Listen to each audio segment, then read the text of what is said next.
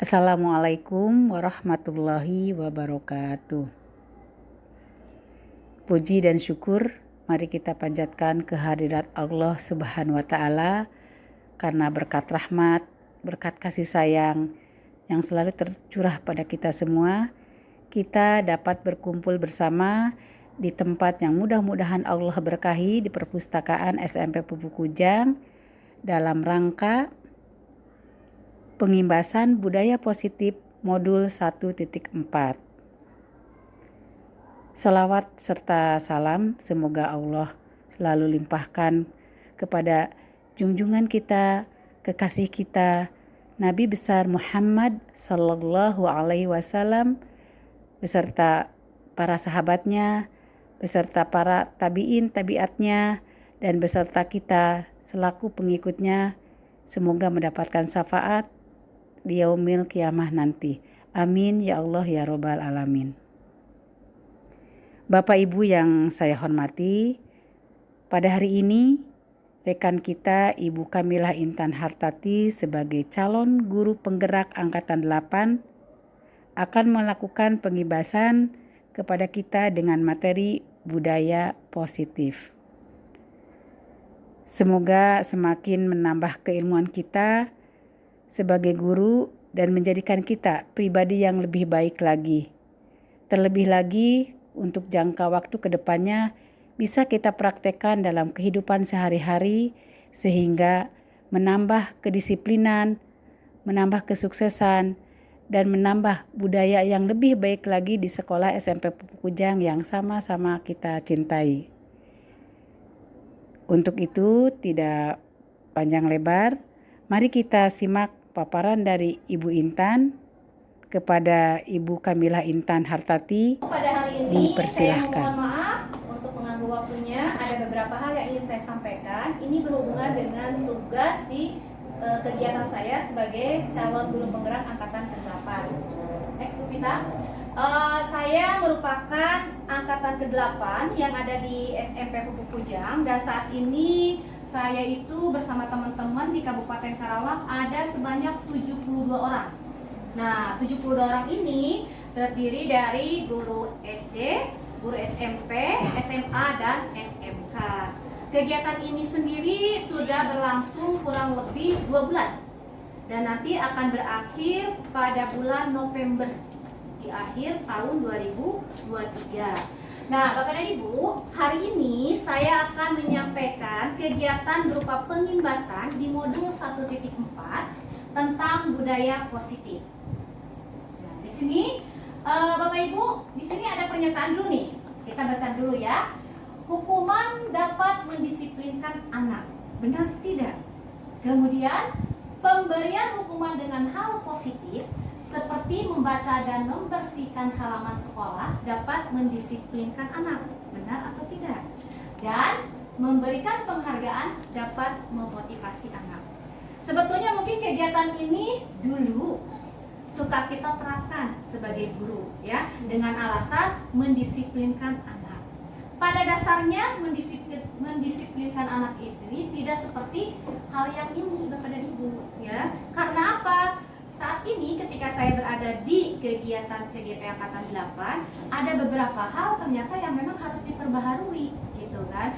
Betul, tidak disalahkan bila kita memang mau memberikan hukuman. Tapi hukuman itu boleh dilaksanakan ketika anak sudah melakukan suatu hal dengan dia melalui konsekuensinya itu sendiri. Jadi, mari kita simak kepada Ibu, apa aja sih sebetulnya untuk mendisiplinkan anak itu? Nah, kita lihat di sini. Ada kegiatan cobalah buka. Di sini Anda adalah A. Kita berimajinasi dulu ya. Tugas Anda adalah mengepalkan satu tangan Anda. Coba kita praktek. Yang mana terserah mau kiri mau kanan ya. Coba Anda bayangkan bahwa Anda menyimpan sesuatu yang sangat berharga di dalam kepalan tangan Anda. Mau emas, mau uang, mau apa gitu kan. Kemudian Anda perlu menjaga benda tersebut sekuat tenaga. Ini kita kepalkan ya. Anda tenaga Anda karena begitu pentingnya untuk kehidupan Anda. Tugas B, jadi ada A, ada B. Tugas B ini adalah rekan Anda mencoba dengan segala untuk membuka kepalan tangan Anda. Berarti di sini bisa Ibu mencoba misalnya ke sini membukanya, ya. Ibu yang satu ingin mengepal, satu untuk membuka, ya. Nah, di sini segala cara untuk membuka kepalan tangan Anda. Teman Anda yang B boleh membujuk ke teman yang A itu sendiri, menghardik, mengintimidasi, memarahi, menggoda, dan menggelitik, bahkan menawari Anda uang agar Anda bersedia membuka kepalan tangan Anda. Pertanyaan saya, ya, nih, Anda sebagai A, oke? Nah, gini, ketika ada teman Anda yang B, ya kan, ingin membuka yang ada di kepala tangan ini, apa yang Anda akan lakukan? Ibu, apa yang akan Ibu lakukan? Dipertahankan. Kenapa? Kenapa? Ada barang berharga. Tapi nanti tuh katanya akan diberikan uang. Enggak mau. Sekalipun uangnya lebih besar. Enggak. Karena berharga. Artinya posisi kontrol kita adanya di mana? Di diri kita apa di orang lain? Di diri kita. Jadi untuk mengendalikan kedisiplinan itu ada pada diri kita. Orang sakumaha kuatna, ketika kita yakin itu punya kita, nggak akan bisa goyah. Mungkin sesekali tertempa angin boleh, bisa aja, tapi kita harus ajak. Nah, kurang lebih kegiatan ini adalah gambaran kita sebagai seorang guru, bagaimana kita harus memposisikan kita ketika sebagai guru. Paham ya, Ibu? Ya. Oke, di sini ada beberapa konsep inti budaya positif. Yang pertama, perubahan paradigma belajar, seperti yang tadi disampaikan. Jadi jangan terlalu menginduk ke yang dulu-dulu. Kita itu mendidik anak harus sesuai dengan perkembangan zaman, ya. Nggak mungkin kita mendidik anak kita disesuaikan dengan pola pada saat kita dulu dididik oleh orang tua. Karena walau bagaimanapun juga itu sudah tidak relevan lagi, ya. Nah, kemudian di sini ada disiplin positif, nilai-nilai kebajikan, kebutuhan dasar, motivasi, posisi kontrol guru, keyakinan kelas, dan segitiga restitusi. Nah, perubahan paradigma belajar. Pembelajaran dengan paradigma baru merupakan pembelajaran yang dirancang berdasarkan prinsip pembelajaran berdiferensiasi. Kemarin ibu-ibu, kita Bu Pita sebagai MC, ya, kita telah belajar pembelajaran berdiferensiasi. Masih ingat Bu Pita? Masih, Bu. Tentang berdiferensiasi itu apa sih? Berdiferensiasi itu pembelajaran yang mana seorang guru itu memposisikan bahwa di kelas itu anak memiliki minat, bakat, dan juga gaya belajar yang berbeda-beda. Makanya cara belajar seorang guru itu harus disesuaikan dengan siswanya. Nah, bagus sekali ya. Jadi disesuaikan dengan kebutuhan siswa. Tuh, kalau kita kan saat ini kadang-kadang saya dulu menjadi murid diajarkan oleh guru seperti ini. Kita ngikutin, dan itu sudah tidak sesuai seperti itu karena anak A, anak B, anak C itu berbeda-beda potensi yang mereka milikinya itu sendiri. Ya, next Bu. Nah, kemudian miskonsepsi tentang teori kontrol ada 4. Ilusi guru mengontrol murid, ilusi bahwa kritik dan membuat rasa bersalah mampu menguatkan karakter, katanya kan misalnya ada terlambat tuh mampu menguatkan, padahal tidak. Ilusi bahwa semua penguatan positif efektif dan bermanfaat, dan yang terakhir ilusi bahwa orang dewasa berhak memaksa. Tepat tidak? Kadang-kadang kita gitu ya, harus ikutin kemauan kita dan itu tidak diperkenankan.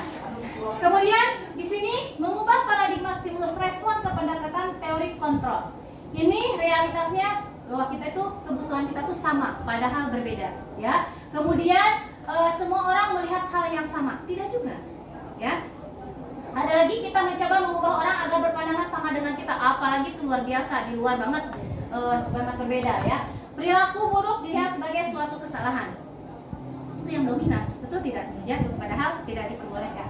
Kemudian adanya pemaksaan pada saat bujukan itu gagal. Ayolah, ayolah, kurang lebih seperti itu, ya. Itu jangan dilakukan kembali. Kemudian apa sih disiplin positif? Disiplin berasal dari kata disiplina yang artinya belajar. Padahal kalau kita dengar disiplin itu aturan, tata tertib, ternyata bukan. Disiplin itu artinya belajar.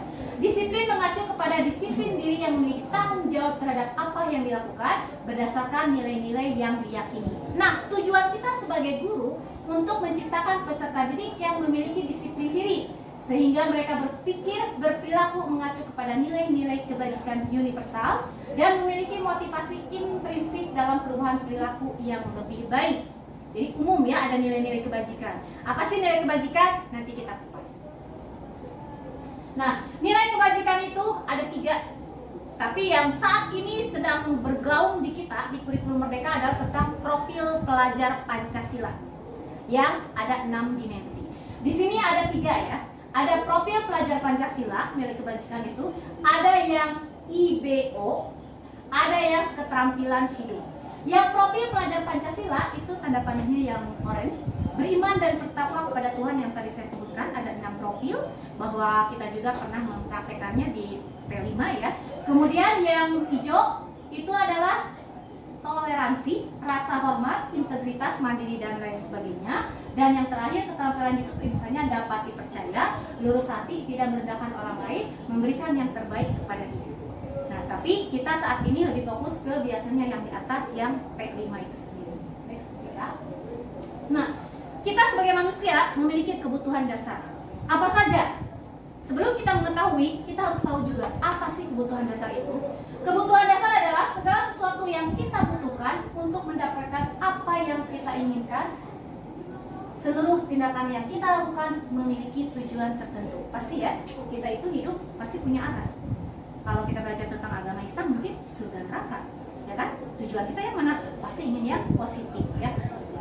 Nah, dalam semua usaha yang kita lakukan adalah dalam rangka agar kebutuhan dasar kita terpenuhi dengan baik. Silakan Bu Pita. Ada 5 kebutuhan Bapak Ibu. Yang pertama, bertahan hidup. Kita pasti kalau zaman dulu menyebutnya dengan butuh sandang dan pangan juga Bapak. Ada juga kasih sayang dan rasa diterima. Ada kebutuhan kebebasan. Kebebasan di sini bukan berarti ibu-ibu tuh ingin semaunya, tidak, tapi kebebasan yang terikat, ya. Ada juga di sini penguasaan dan kesenangan. Kita kan kalau Senin sampai Jumat bekerja, jenuh, Sabtu Minggu pengennya ngapain? Berarti istirahat, mencari hiburan. Ngapain ya? Mencari kesenangan, supaya pada saat di hari Senin datang kembali, kita sudah siap kembali, sudah fresh dengan anak-anak. Next go. Nah, di sini motivasi perilaku manusia itu ada 3. Menghindari ketidaknyamanan atau hukuman. Mi tadi berangkat jam berapa? 6:30. Sampai sini jam berapa? Kenapa Umi berangkat dari rumah jam 6:30 dan sampai ke sini sebelum jam 7 sudah tiba? Karena tadi sebelum 6:30 itu pada sebelum jam 7 sampai karena ada piket. Ada piket. Ada piket. Berarti Umi masuk ke mana ya? Kalau tidak ada piket akan datang seperti itu tidak Mi? Datangnya jam 7 kurang juga sih, cuma kalau piket agak lebih pagi. Betul tidak? Kita ada di sini gitu Pak ya. Kemudian menghargai nilai-nilai kebajikan diri sendiri. Nilai kebajikan itu ada tanggung jawab dan lain sebagainya. Ada lagi mendapatkan imbalan atau penghargaan dari orang lain. Tadi Umi katanya karena ada piket. Berarti masuk ke mana ya? Kayaknya menghindari ketidaknyamanan. Kalau Umi tidak piket, nanti akan ada yang menegur. Mungkin seperti itu, ada semacam dirinya ke sana ya. Oke, siap. Berarti Mi sebetulnya yang harus Umi lakukan itu karena Umi itu punya nilai kebajikan. Saya bertanggung jawab sebagai guru yang harus datang sebelum murid datang. Harusnya ke arah sana ya Mi, bukan karena piket ya. Lanjut Bu Pita, kita lanjut ya. Pertanyaan saya sekarang. Strategi apa yang Anda lakukan untuk menanamkan disiplin positif pada murid-murid Anda? Nih punya murid? Ada dong ya, kita kan guru di sini. Biasanya apa yang dilakukan supaya anak-anak itu disiplin? Sebelum masuk berdoa dulu, terus ada hal-hal yang harus disiapkan, misalnya buku, bacaan, segala catatan-catatan tidak ketinggalan. Oke. Terus bagaimana hasilnya perilaku murid tersebut, Mi? Berhasil? Semuanya suka membawa? Ada 99% lah paling. 1%-nya ada aja ya. Ketinggalan mesti. Oke. Nah, kira-kira menurut Umi, kenapa ada anak yang sampai tidak membawa buku?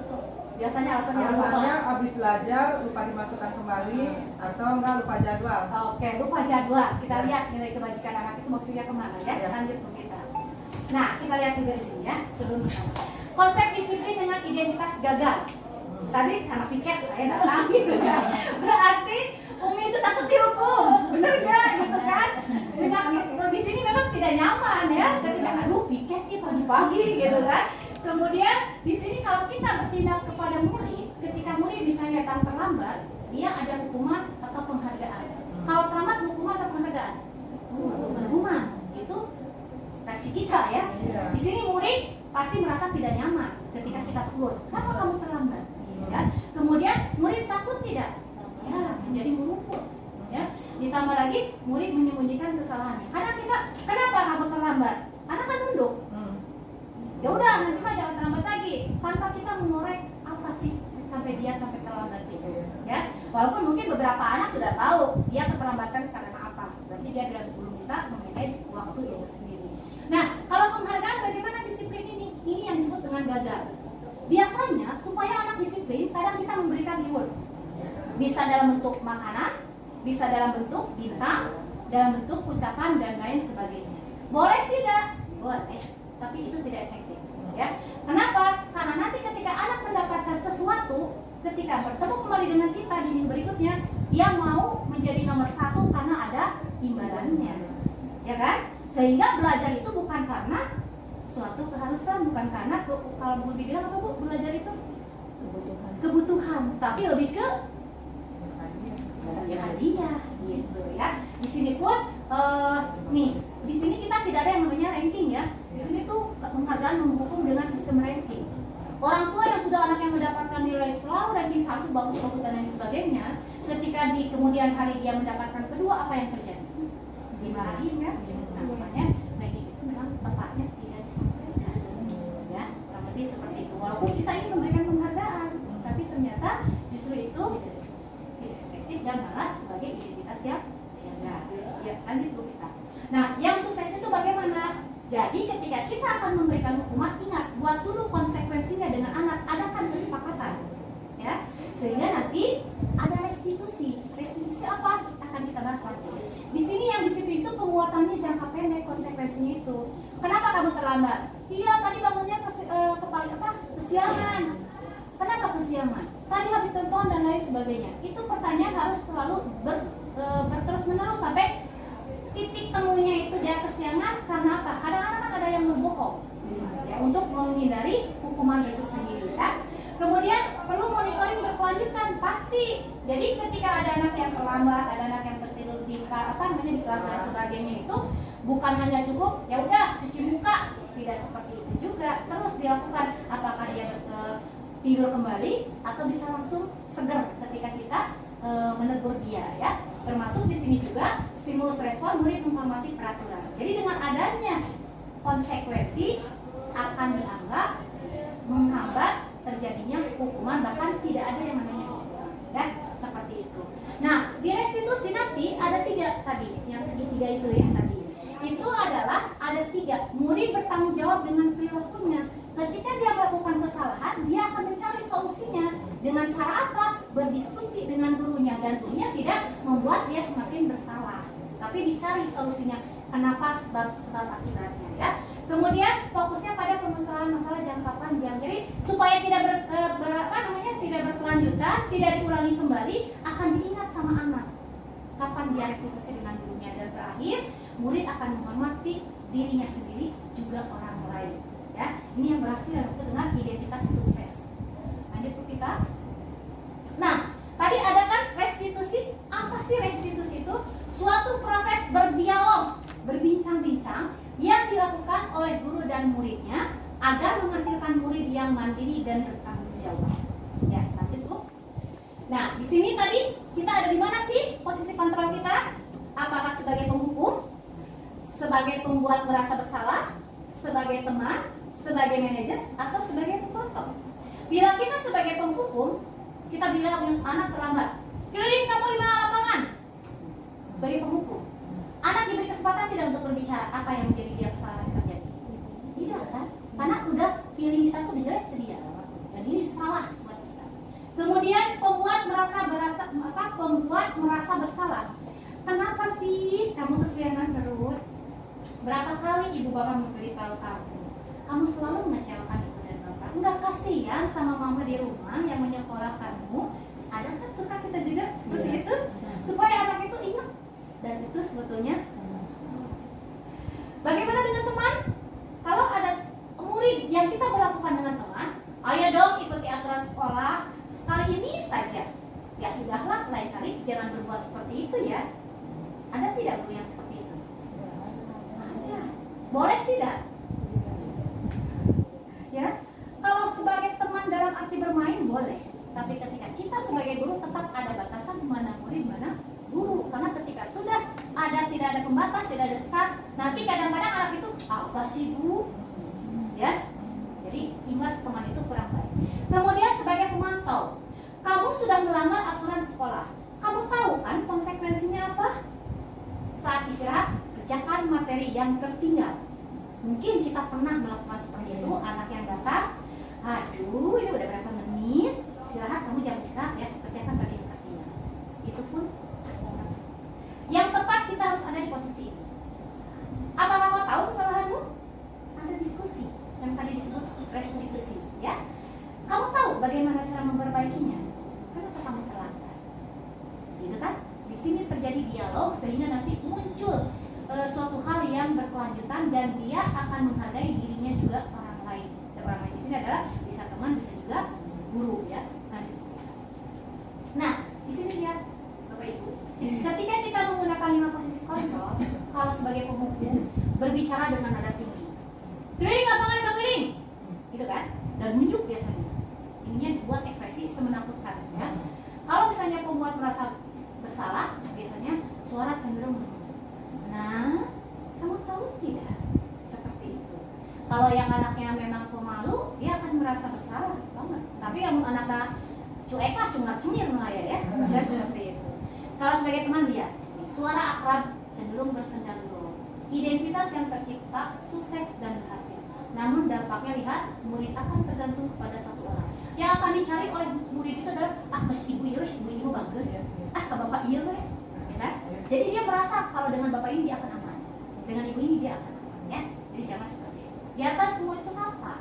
Kalau sebagai pemantau, bersuara data, tidak emosional, mengandalkan penghitungan data. Jadi kamu terlambat lagi ya, ada datanya seperti ini ya. Imbas negatifnya apa? Murid akan menghitung konsekuensi. Kemarin Pak Ahmad memperlihatkan tata tertib. Kalau ini kesiangan, poinnya sekian. Ini sekian. Dia akan menghitung, waduh poin saya udah berapa ya. Jadi diingatkan karena hukuman nantinya tuh ya. Kalau udah sekian poin, waduh saya berarti akan hukum nanti. Dan yang paling enak adanya di manajer. Suara manajer netral, tidak emosional. Guru akan terus mengajukan pertanyaan-pertanyaan bermakna agar terbuka pemikiran murid. Nah di sini dampak hasilnya, murid-murid percaya diri dan memecahkan masalah dan murid mencari solusi kesalahannya. Dia akan meminta maaf bila dia memang bersalah dan dia tidak akan mengulanginya kembali. Nah ibu-ibu sok saat ini pesan. Bismillahirrahmanirrahim. Assalamualaikum warahmatullahi wabarakatuh. Waalaikumsalam warahmatullahi wabarakatuh. Apa kabar semuanya? Alhamdulillah sehat ya. Hari ini merupakan pertemuan pertama kita di tahun pelajaran 2023-2024 dan bertemu kembali setelah tahun yang lalu kita tidak bertemu di kelas 8 karena Bu Intan mengajar di kelas 9 dan insya Allah mulai hari ini dan selama kalian di kelas 9 kita akan belajar bahasa Sunda dengan Ibu. Nah tentunya ketika kita belajar harus ada yang namanya kita sepakati bersama dan kita namakan itu adalah kesepakatan kelas. Bismillahirrahmanirrahim. Assalamualaikum warahmatullahi wabarakatuh. Waalaikumsalam warahmatullahi wabarakatuh. Apa kabar semuanya? Alhamdulillah sehat ya. Hari ini merupakan pertemuan pertama kita di tahun pelajaran 2023-2024 dan bertemu kembali setelah tahun yang lalu kita tidak bertemu di kelas 8 karena Bu Intan mengajar di kelas 9 dan insya Allah mulai hari ini dan selama kalian di kelas 9 kita akan belajar bahasa Sunda dengan Ibu. Nah tentunya ketika kita belajar harus ada yang namanya kita sepakati bersama dan kita namakan itu adalah kesepakatan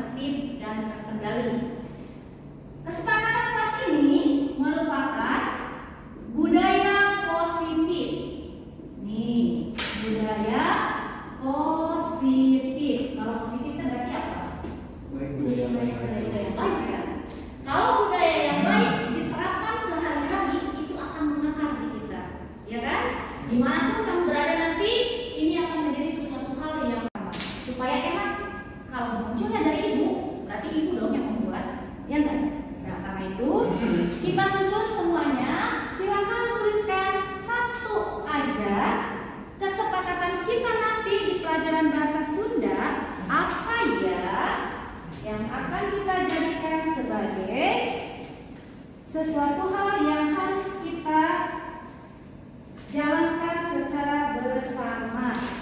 Nah, berapa menit nih Ibu? Harus isi kalian, menunggu kalian 1 menit cukup? 2 menit? Silakan ditulis dulu. Berarti kita pakai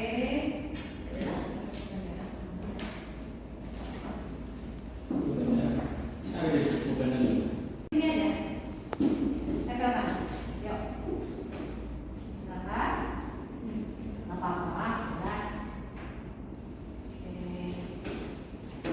Ya. Oke. So, ayo pakai tinggal atas.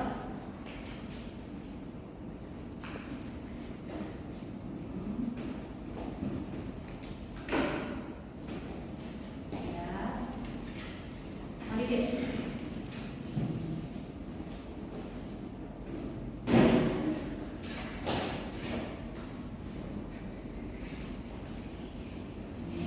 Oke.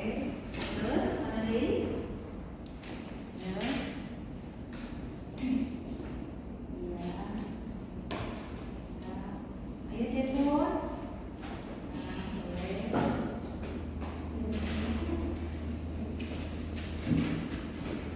Ya. Ya. Oh, belajar lagi.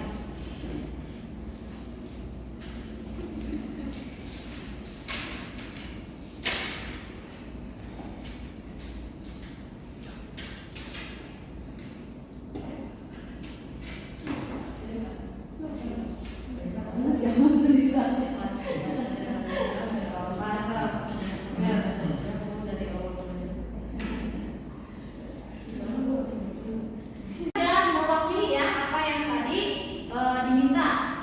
Dari kertas yang berwarna-warni yang ada di papan tulis, kita buat kata kunci untuk kesepakatan supaya mudah untuk diterapkan. Yang pertama, dalam kesepakatan kelas itu, ya, jangan ada kata "wah", tidak boleh atau dihilangkan kata "jangan" atau dilarang.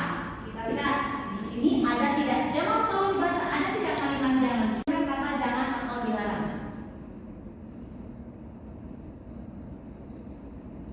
Ada tidak?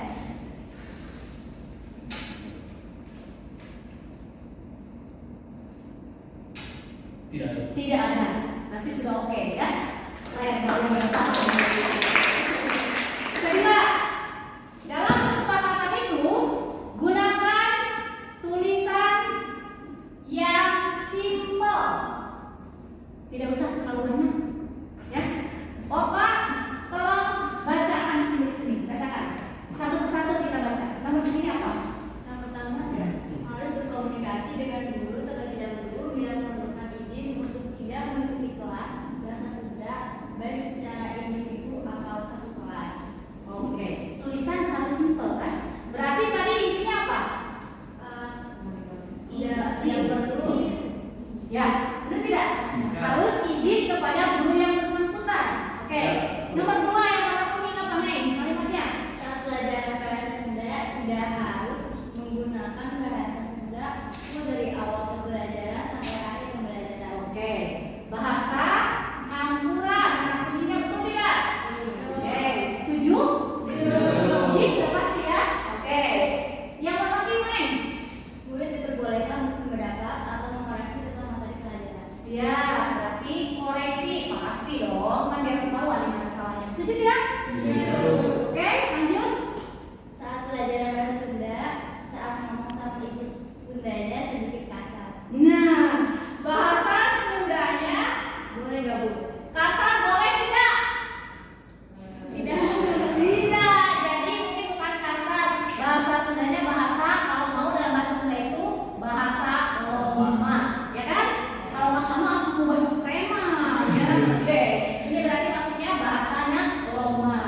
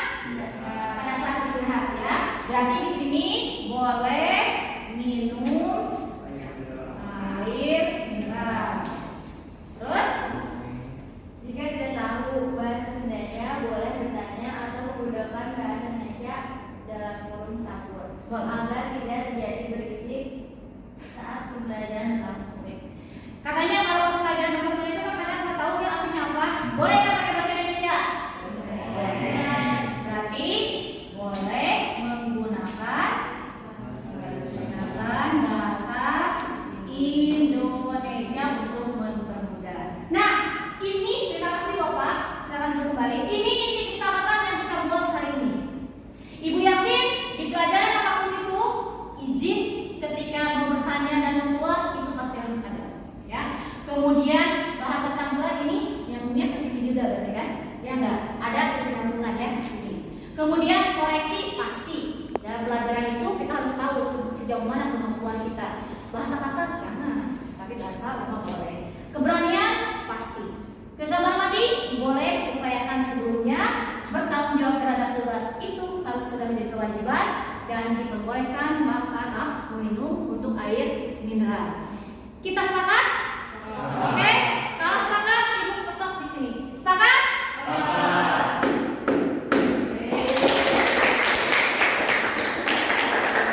Laksanakan di minggu-minggu ke depannya sampai dengan 1 tahun mendatang. Semoga kesepakatan ini bisa kita terapkan dan tidak ada evaluasi. Kalaupun ada evaluasi, kita bahas bersama lagi. Ada pertanyaan dulu? Sudah cukup mengerti? Terima kasih. Demikian yang bisa kita laksanakan hari ini untuk membuat kesepakatan. Sampai jumpa minggu depan. Semoga kalian sehat selalu dan tentunya jangan lupa sholat yang 5 waktu. Ya. Terima kasih. Assalamualaikum warahmatullahi wabarakatuh. Alhamdulillahirrabbilalamin. Terima kasih Bu Intan. Pemaparan yang sangat luar biasa. Semoga dengan informasi tadi, posisi kontrol dan budaya positif di lingkungan SMP Pupukujang semakin lebih baik. Ibu bapak guru di sini bisa menerapkannya dalam kehidupan sehari-hari beserta anak didik kita. Terima kasih sekali lagi Bu Intan atas ilmunya. Tetap semangat dan semoga sukses selalu. Wabillahi taufiq wal hidayah. Wassalamualaikum warahmatullahi wabarakatuh.